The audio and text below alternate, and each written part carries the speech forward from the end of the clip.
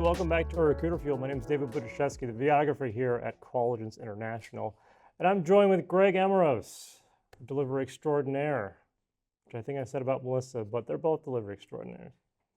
Yeah. Would you say so? Sure. This is why I was excited to do this with him, because he's a character. But yeah, what I want to talk to you about today is reducing time to hire. Because we know that's a big thorn in a lot of recruiters' sides, is just being able to sort of speed up the process, but also, not get the wrong talent. So when we look at the length of time to hire, what is like the biggest hang up that usually happens? It might even go all the way back just to what your realistic expectations are to what your process is lined up with, right? Like there are plenty of times where based on what you're looking for profile-wise, candidate-wise, job-wise, changes throughout a process. There's plenty of times where that path will change over time. So I think having an understanding of exactly what you're looking for, knowing what you're looking for, and how to get to that process takes away a lot of the delay. And just being realistic with your expectations as well, right? You can't shoot for, Michael Jordan if you have a salary that's Scottie Pippen. Throwing some shade here at the 90s Bulls. Yeah. Being honest with yourself of like, what are we really looking for? What competencies do we need? What can we afford from a candidate standpoint? And also being honest of like, what can we miss on, right? There's not a perfect candidate. There's not a candidate that's going to hit every single element. So like, do you have an honest viewpoint of your team, of your organization, of what skill sets you already do have? So if you do have a miss somewhere, it's like, hey, you know what? We can miss on this end of it because my team's already full of this skill set.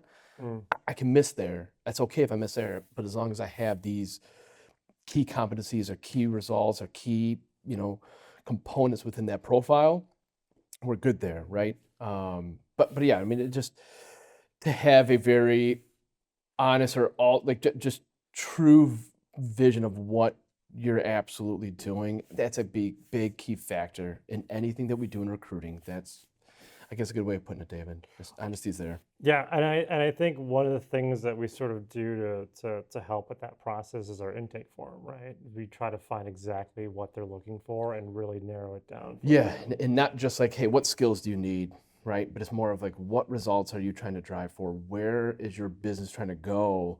And again, what key competencies does that person need to have? So then we can match the job description based on that, right? So we can get the right candidate based on the results that you're trying to drive. So if we can find someone that has done and proven and has those results in the past, has the key competencies at high levels, then we know we're in the right fit, regardless of job title or industry or have they hit every single bullet on your job description? No, they're not.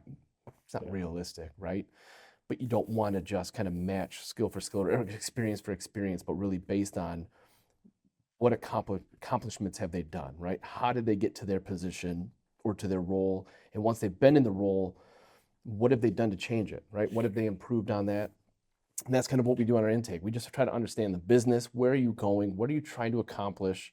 Just had this conversation with a hiring manager today, right? Where it was just, we understand your business goal over the next year or two and what this role is going to be doing, right? This particular role is going to have a long ramp up period, but it's just, hey, but if we find someone that can short the ramp up, but then also knowing like, hey, you have a goal of hitting X amount of revenue in 2 years, but what if this person can help you get to X plus Y in that 2 years, right? As well as lower your ramp up time. Like, is there just understanding the bigger picture and bigger goal of what that company's doing, it allows us to identify a better candidate. One of the things that sort of popped in my head when I was, looking at this problem was the iron triangle. If you've ever heard of that. No. It's also called the project management triangle, right? You have a triangle with 3 points on it. Each point is like speed, quality, right? You can only get And two you of the can three. and you can only pick one side of the triangle, right? Yeah. Okay. Yeah. Do you feel like as far as recruiting that sort of holds true, or do you feel like you can have it all? If you have the right process in place, and you stick to that process, I think you can have it all, for sure, right? But I think if you have the right expectations, the right process in line, I think it's doable to hit all three, to find the right quality candidate in the most efficient amount of time, right? At the cheapest expenditure, right? I mean, Yeah. I think that that's definitely doable. Do you think there's any shortcuts that you can sort of take in this space? No. Or no? Yeah. No, Right immediately. You can't take there's any not. shortcuts. There's not. But that's just in life in general. Well, what would be some pitfalls if you did decide to take some shortcuts? Like, what are we looking I mean, at if here? you're looking at that, you're looking at looking back at that triangle element, right? You're gonna miss. You're gonna miss on something, right? You're gonna have the wrong hire. You're gonna maybe miss on the right hire, right? If you try to just take any shortcut, I mean, there's so much there. You're gonna lose out on a lot of finances if you try to take shortcuts and you miss. The amount of Which is a time that big you possibility. waste and time that there's going to be a huge the risk of taking that shortcut vastly surpasses the reward. You can get lucky, I guess. Yeah, maybe, sure. right? But I mean, you can go to Vegas and put it all in black, and hopefully you're coming shortcut back. to finances, or Yeah. you can take the steady route of just investing properly and having the right process, right? Yeah. And a lot of people, when they want to take that shortcut, they just quickly hire just to fill a seat kind of thing. But what you're not looking at long term is that you're actually adding on to that time, because eventually, in a month, 90 days, whatever your setup is, that person decides that they don't want to work there anymore because they're not a good fit, or you kick them out because they're not a good fit. Now you're back to square one. So I mean, even for an example, like we have an offer out with a candidate, right, to join our team, and I expressed to them, like, knowing that they're interviewing with other companies as well, right? So I could easily just on the offer and put a quick deadline of like, I need a response by this date, right? Or just be honest with them, just take your time, make the right decision for what you are trying to do with your career, right? Yeah. Say they accept their offer and it was because we just had a quick timeline, right? So I was like, hey, I need a job. I'll take the job because the offer's there. It is good. I'll have to run the risk of them constantly looking and then losing them in 3, 6, 9, 12, 15, 24 months, right? Yeah. And then I'm right back to where I'm at.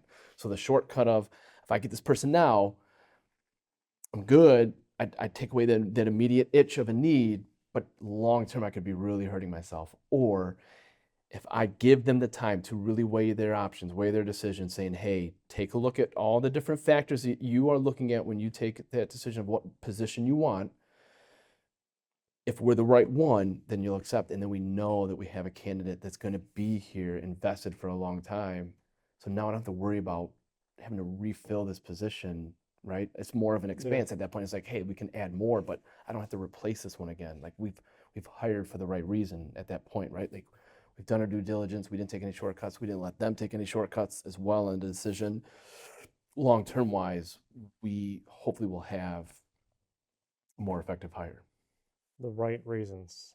There are no shortcuts. No shortcuts. Because the shortcuts are going to come back to bite you.